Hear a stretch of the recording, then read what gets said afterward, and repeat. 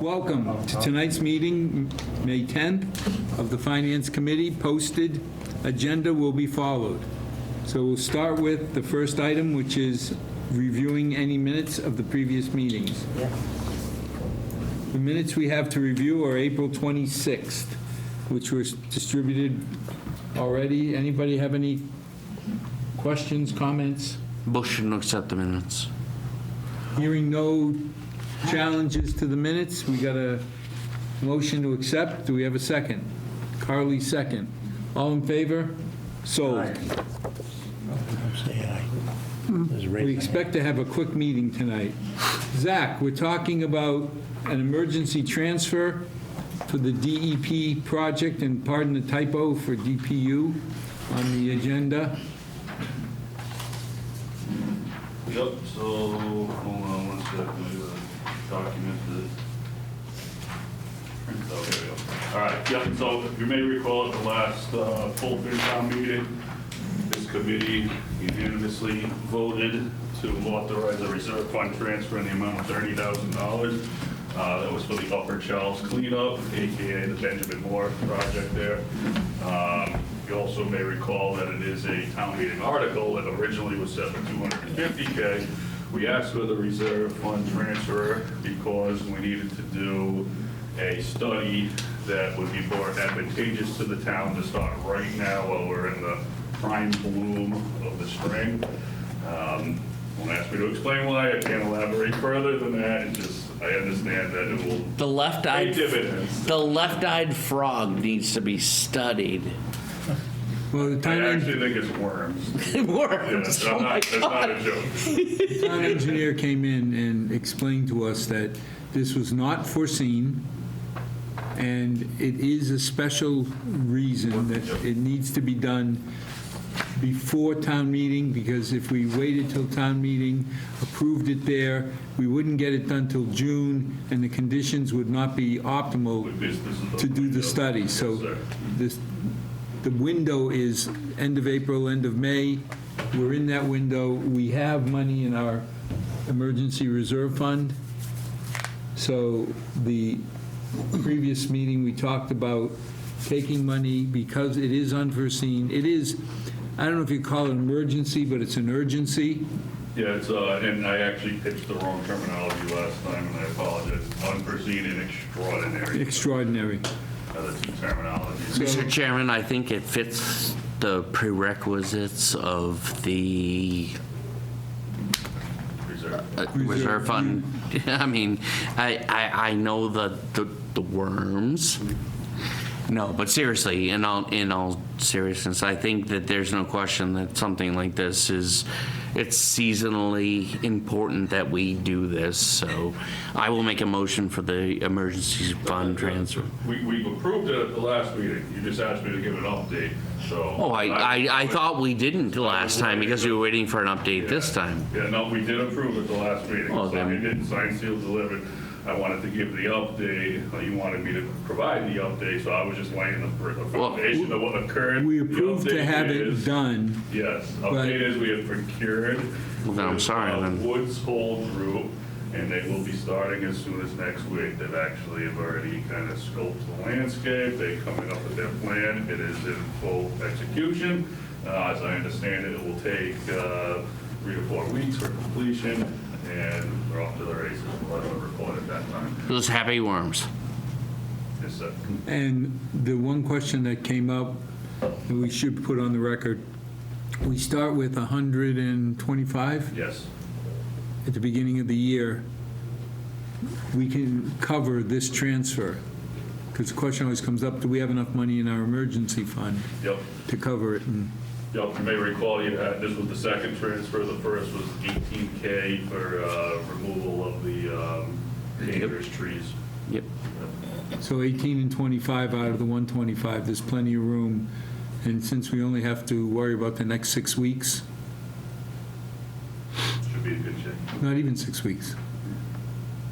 Yeah, 6 weeks till July, about 6 weeks. Well, the We're in money, good yeah, shape. July. Any questions? I have one. Is this on the Route 85 side, on the right-hand side, where the trees, the dangerous ones are being taken down? That was the other transfer that took place about 3 months ago. That was And yes, the trail, Vinnie. This Where is, is this tract of land? Benjamin Moore. know, So it's right adjacent to the pond. Off Granite Street. remember the pretty colored pools Yeah. when we were kids? You know, those intense colored pools? Yeah. That's what this No, it's is. Granite Street comes down Where and the bubble is? Yes. Sumner. yes, where the bubble is. Good call. Yeah, but it's on the inside of Pheno Field. No one It's calls where it the kids- bubble When anymore. we were kids, used to go down there and they had the most intense colors. Yes. Putting all the heavy metal, But you know, that was part of the environmental plan that when we did the dredging of the pond.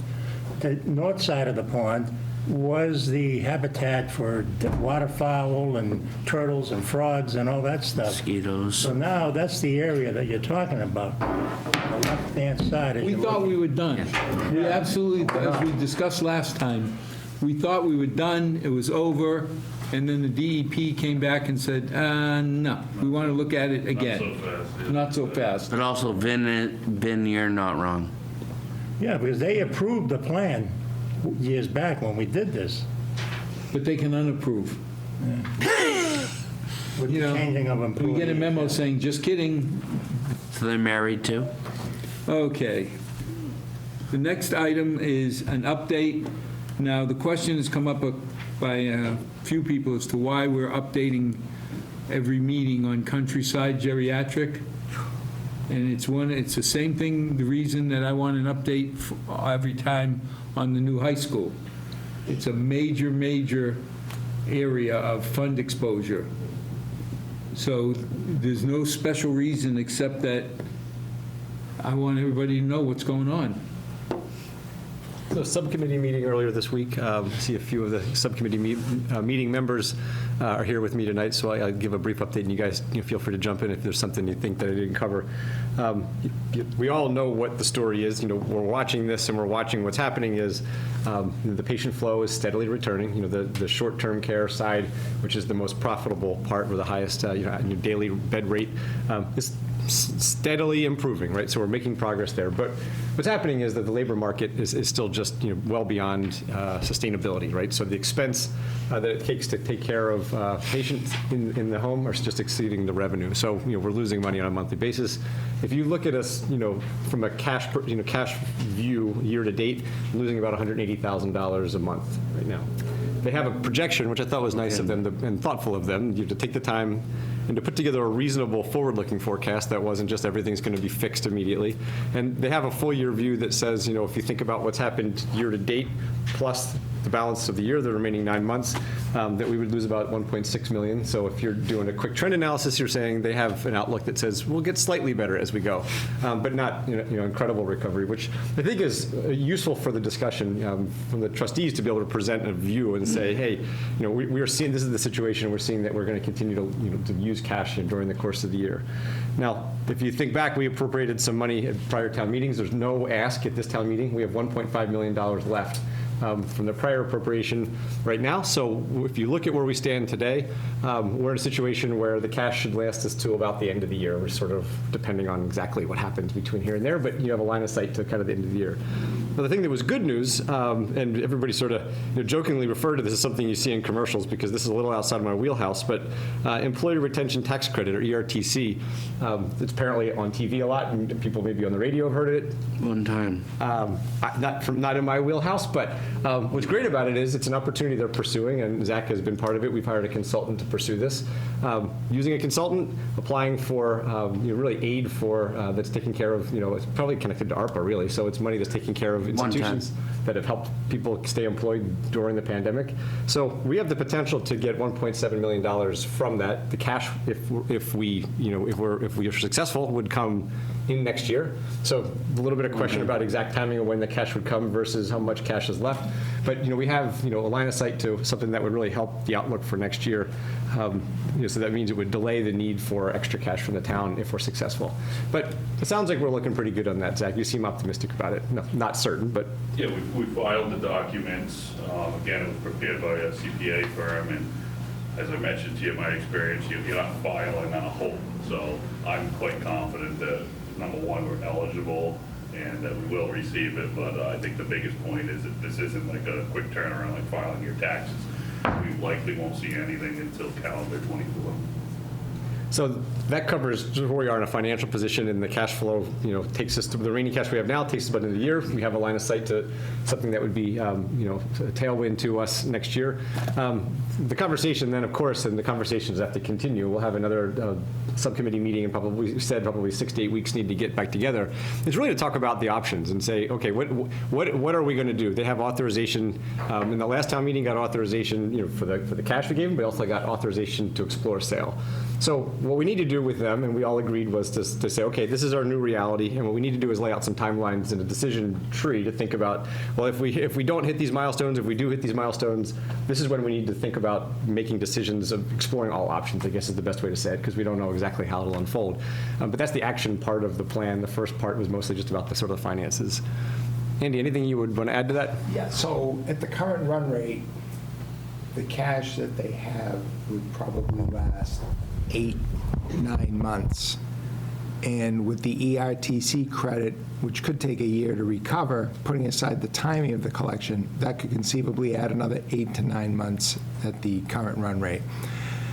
So the ERTC credit could give a little breathing room, but the overriding issue that everyone on the Finance Committee needs to be thinking about is that if they're going to pursue any alternatives, there's going to be a runway for that. And all these decisions really should be made well in advance of running out of any cash, so we don't have a repetition of what we had at the last ask, where they're literally out of cash and no one is going to close a nursing home. You probably can't even close a nursing home as a matter of state law on an emergency basis. So all of these decisions need to be made well in advance. That's why the subcommittee is having these frequent meetings now, and it'd be good for the whole committee just to be aware of the timeline and the cash needs. And we'll continue to ask for monthly update from both Countryside and, I guess, from the school committee. The big exposure is the high school.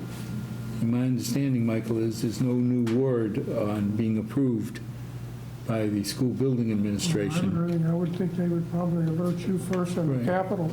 But just, we watch it every month. If you remember, years ago, we put away 1.5 million in the short-term, any-term, need the money quick-term, mini stabilization account, so that if the SBA came out and said, you're approved, can you now go before the town meeting and allocate money? We can go before town meeting real quick and say, we got the money already tucked away. So we can fund a feasibility study without any question. You still have a $16 million backpack on your back. 60 million? $16 million backpack yes. on your back.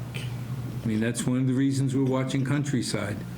And let's face it, the day we go forward with that high school, even if we, which probably will have to renovate, still talking 175 million. Yeah. So if we're going to pay 60% of it, we're still talking $7 million on the operating line. So we got to be careful, as we start looking at, buying new buildings, renovating new areas. You got to keep in mind these large exposures. I don't want to alarm anybody. We're in good shape. At least I hope to hear that from you in the next report. But realistically, those are the two big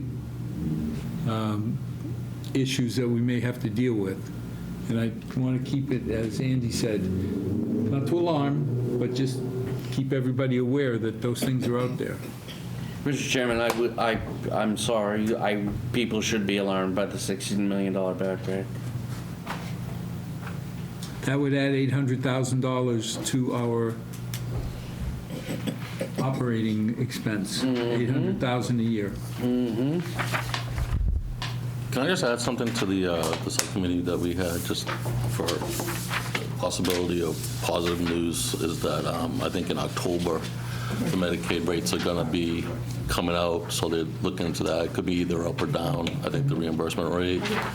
And also, I believe there's state legislation that they're also working on to help the healthcare or the nursing home industry as a whole. So Countryside may benefit from that as well. So there's other opportunities out there, but they are on a short David, string right it's now. legit to say we can't predict up or down, We can't. but it would be suicidal for every facility if it went down. Exactly, Mr. Chairman. They're already in trouble now with the rates. I mean, every Medicaid patient costs us, what, minus $90 a month? So I think government, In a our day. state government realizes that the nursing home industry is in a flux, and I'm sure no one wants to see everybody lose that industry because of the importance of it all. So there may be some government legislature help. That's why towns shouldn't be in the healthcare business. I agree. That's definitely. That I should be young, thin, and have hair. We're in it though. Good call, Mr. Chairman. It's not going to happen. Good call, Mr. Let's just Chairman. deal with what we have. Okay, the next item is from our financial poobah, an update. All right, so I just handed out 2 documents. We've gone through one thoroughly, so I won't go through it thoroughly again. But now we have real numbers, certainly from the budget, and it's the P&L, AKA the balance sheet we'll start with. So just to draw your attention to the right-hand side, I won't go through the revenue stream, which hasn't changed from the last presentation, but now the full voted budget, which will move forward at the May 22nd annual town meeting, is applied as submitted here. And the bottom right-hand side, draw your attention to as well, it's our goals and objectives, whether it's stabilization contribution, setting money aside for capital, which will take place in October, and our projected levy adjustment, AKA excess levy capacity.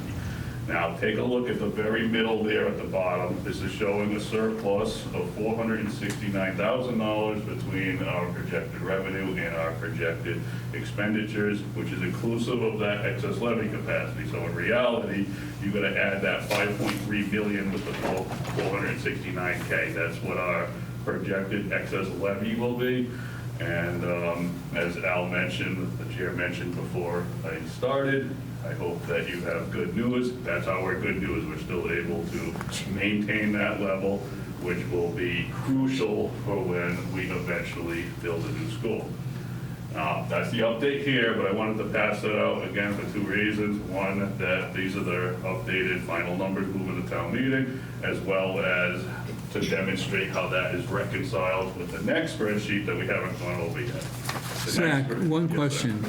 In the town meeting report that we went over, we showed $143 million. Here, you're showing 157. That's the total spend. That's the grand total, so go up to the next line, 140, submitted 142 million. Right, but what I'm saying is, how does it go from one to the other? Explain it so people know. Yup, You got absolutely. 14 million extra dollars. Yup, bottom right-hand corner is our quote-unquote, as I call it, goals and objectives, but as this says, is your other funding uses. So anything that's not funded in the operational budget, all our various articles, whether it be stabilization or capital or other, frankly, as well as some of these other items, and I'll go through them quickly. When you see overlay, that's our allowance for doubtful accounts. That's where we provide relief for seniors, exemptions, abatements through the tax collector. Yep. So that's done at the tax recap level. That's not voted through town meeting, but it is a part of what our overall funding is. So Paul and I take that into consideration when we're putting these projections together. Next one down is the assessments. That's that state aid. Here's $20. We're taking $2 back from you. So, which I always found kind of funny, but that's a real number as well that goes with the tax recap. Well, that's like school choice and all that, And charter school. and charter school and all that. Mosquito control is one of the smaller ones. Earlier, when we had the capital discussion with the planning board, and they talked about the Metropolitan Planning Council, that's why we're a member, is because we are assessed. through, Right. Yep. through state aid. And then again, capital, right now, we started 1.75, we upped that to 2 million based on our availability of funds. And finally, that levy adjustment, AKA excess levy capacity, which means we can, if we wanted to, tax to that level of plus $5.3 million. So it gives us cushion available, but as we keep pounding, if we are going to have the budgetary capacity to bond for a school, we need to have that available when we actually bond for the school. So that's why we're purposely trying to maintain that level. And that would be a tax increase. Yes, sir. I mean, at the end of the day, this whole thing about excess levy capacity, that just means without a referendum, we could increase our budget $5 million. Yes, sir. But it still means $5 million, Taxation. $80 a million out of our pocket. There's $400 less that we're taking out of all the homeowners' pockets by that excess levy. So I just want people to understand, because I've had people say, oh, that's free money. It's only free when it comes out of your pocket. And that doesn't sound like free to me. No. Good point. Yep. So that's the overall potential expenditure stream. And again, to draw your attention to the middle there, 4.69 million. I'm sorry, 469,000. I'll take that to the next document, which is our funding for this town meeting. And you can say, I'll quickly draw your attention to the very bottom line here, just to show you that we're reconciled, same number, $469,000. Now, there are a lot of Passovers, as we know, at this annual town meeting. Absent that, the figures that are actually going to be funded, all besides the transfer from the sewer stabilization, will be funded through free cash. We're coming into this meeting with just shy of 1.6 million in free cash, and the monetary articles, again, absent the transfer for sewer, total 875,000. So what that means is we will, for lack of a better term, be rolling over $700,000 in free cash for next year. So minimally, our starting point right out of the gate should be $700K, plus whatever the performance outcome of the closure of this fiscal year will be, which is trending pretty positively. You've probably seen the reports provided from Paul on revenue. We're looking good on revenue. Expenditures are looking good. So we remain in decent shape right now. And we kept money from the fall just in case, and we haven't really needed it yet. Yep, that's exactly the case, yep. And if we don't need it, it'll roll to next year. Now, the thing to keep in mind, when was the last year we spent $1.5 million in capital? Never. Yeah. Never, Not since because I've been here. when you have some of the DEP rules and wastewater, and those are $500,000-600,000 each, we spend $2-3 million. So if it wasn't for the department heads squeezing, you know, like Deputy Chief Tassino came in early at the Capital Committee and talked about how they've been able to use money that they acquired and buy the truck they need. Well, that's $50,000 we don't have to take out of our operating funds. And there's a lot of items that department heads, the library, Sue Edmonds, funding her contract out of her budget. Yes. And that all adds up at the end of the day to where we end up with millions of dollars of free cash. Yep. So we can put a little bit away for the stabilization, because there's a school coming. And I know people are tired of hearing me say that, but I keep saying there's 5 major schools in Milford. They last 40 to 50 years each. So every 10 years, we do a new one, and we got to save up for it. Unfortunately, this is the big one. This is the big one. This is the biggest one we'll deal with. So, The Chairman, the other factor that was quite helpful this year, as we all know, it was not a very heavy snow and ice season. So typically, we're maintaining free cash to clear said deficit, but it was not. no, I mean, again, hats off to Scotty. We budgeted $600,000. Now, it used to be $10,000 an inch. He tainted my view every time I listen to the weatherman. He says, 6 inches of snow coming. I go, that's 60 grand out of our budget. But this year, he was able to, I think he went, 30 grand over the 600? Yep. But he spent a big chunk of it on repair that he's been putting off. So we gotta head for the next couple of years. So again, thank you to the Milford department heads for being who they are and watching our money as close as they do. 150 million still seems like a ridiculous amount of money, but compared to what it could be, they're doing well. Sir. David, do you have a question? I do not, thank you. Any questions? It's always great when things are going well that it's quiet. Any items that I've missed? Any subcommittee reports? From Capital, we're continuing to go through each department's 5-year plan. We did 3 tonight. We'll keep doing this. And this is for the fall town meeting. So if you hear there's capital subcommittee meetings going on, you know, the police, we've got general government coming up next month, we've got fire coming up next month. That's for the fall, so we get time to get ahead. Anybody at home watching, all the information that is shared with the capital committee, the good Dr. Abadanza puts it up, and before the town meeting, all the articles, when we have information on that, is made available so that you don't have to show up at town meeting like decades ago and get a book of information and try and assimilate all the information in an hour. You got a month ahead of time. If you have any questions, call us. We'll make sure you get the information, because it's your money we're spending. Well, we're not spending it, town meeting's spending it. Any other questions? Record time, 7:26. Motion? Motion to adjourn? Motion to adjourn is not debatable. Second? Second. Motion has been made and seconded. All in favor to adjourn? Meeting is adjourned. Thank you, good night.